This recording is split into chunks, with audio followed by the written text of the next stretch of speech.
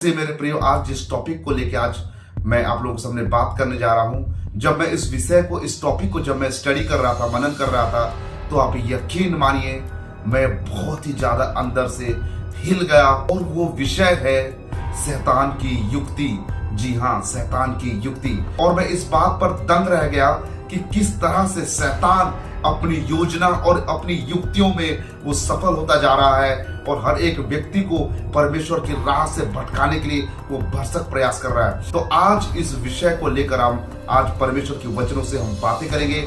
मैं हूं अर्पित सेनापति और आप देख रहे हैं आपका अपना चैनल द लाइट अपोलोजेटिक्स। तो चलिए बिना किसी देर के आज के इस वीडियो को स्टार्ट करते हैं। मत्ती रचित सुसमाचार 24 अध्याय वचन 4 को जब हम पढ़ते हैं तब वहां पर प्रभु यीशु मसीह कहते हैं, सावधान रहो कोई तुम्हें ना भरमाने पाए।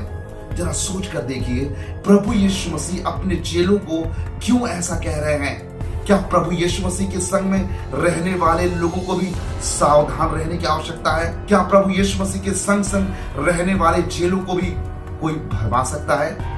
जरा सोच कर देखिए, क्यों प्रभु यीशु मसीह ने अपने चेलों से कहा कि सावधान रहो कोई तुम्हें भरमाने ना पाए। चुने हुओं को भी भरमाए जाने का अवसर आ सकता है मेरे प्रियो। प्रभु यीशु मसीह कहते हैं सावधान रहो। क्यों आखिर ऐसा क्यों कहते हैं? जरा सोच कर देखिए कि प्रभु यीशु मसीह अपने चेलों से कह रहे हैं कि तुम सावधान रहो।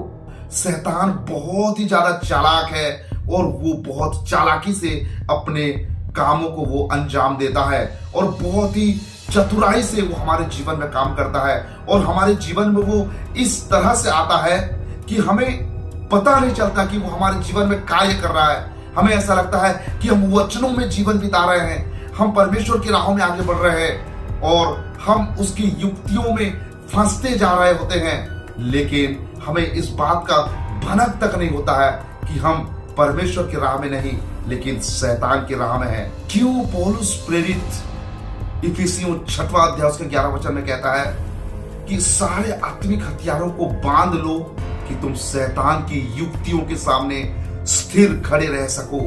मसीह मेरे प्रियो, शैतान की युक्ति को पौलुस प्रेरित जो है बहुत करीबी से उसने देखा है और उसने जाना है। और पौलुस प्रेरित जो है अपने अक्सर पत्रियों में वो ये बात कहता है कि तुम शैतान की युक्तियों से तुम बचे रहो।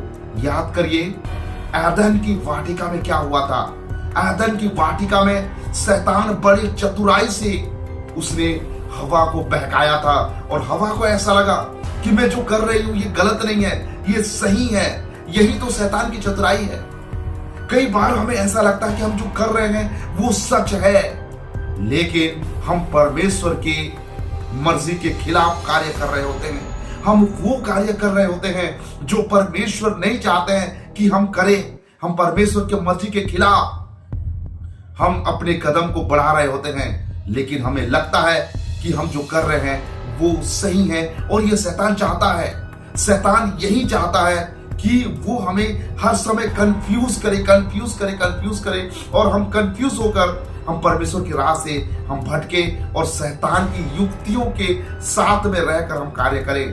मसीह मेरे प्रियो, शैतान बहुत ही ज्यादा चालाकी से काम करता है और वो हमें ऐसे महसूस होने देता है कि हम जो कर रहे हैं वो सही है, हम जो कर रहे हैं वो हकीकत है, वो सही है। लेकिन शैतान जो है अपने युक्तियों में वो सफल होता जाता है क्योंकि हम उसकी युक्तियों को समझ नहीं पाते हैं। कैसे समझे कि हम शैतान की युक्ति में है या फिर परमेश्वर की योजना में है? और उसका केवल एकमात्र उपाय है परमेश्वर का वचन।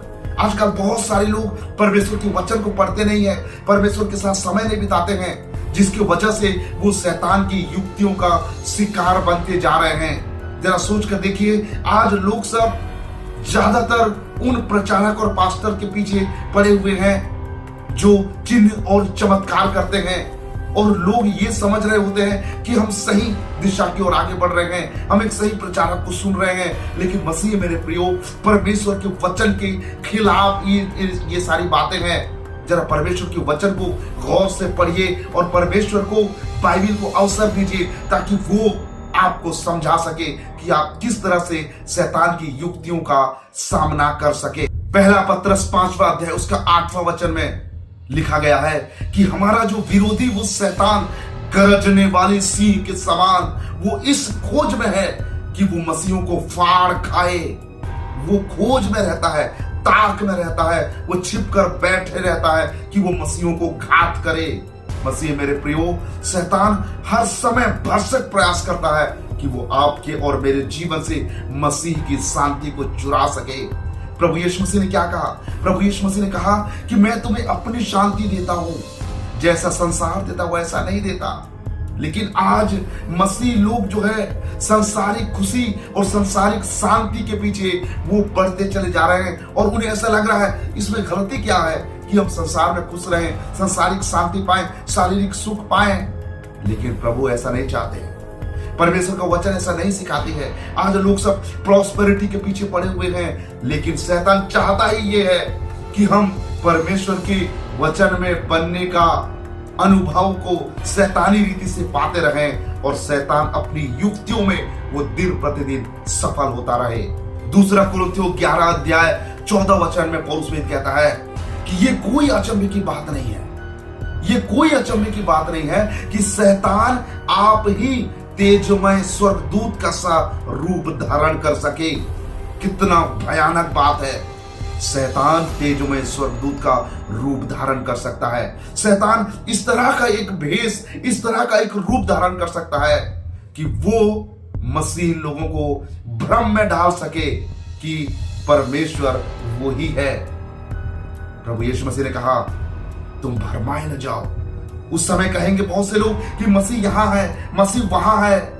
शैतान खुद को मसीह कहेगा और मसीहों को परमेश्वर के राज्य से वो भ्रमित करेगा और शैतान भरसक प्रयास कर रहा है। आज भी शैतान परमेश्वर के वचनों के साथ मिलावट करके, शैतान परमेश्वर के वचनों के साथ वो खिलवाड़ करके मसीहों को परमेश्वर के अनंत काल के जीवन से भटकाकर वो अनंत मृत्यु की ओर आगे चल रहा है। मसीह मेरे प्रियो, हमें आत्मिक हथियारों को बांधना है। इसलिए परमेश्वर का वचन कहता है कि तुम आत्मिक हथियारों को बांध लो कि शैतान की युक्तियों के सामने स्थिर खड़े रह सको।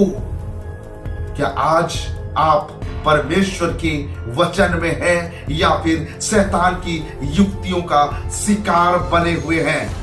मसीह मेरे प्रियो, आप सभी लोगों को आज जानना है कि आप कहां हो और किस दिशा की ओर आगे बढ़ रहे हो।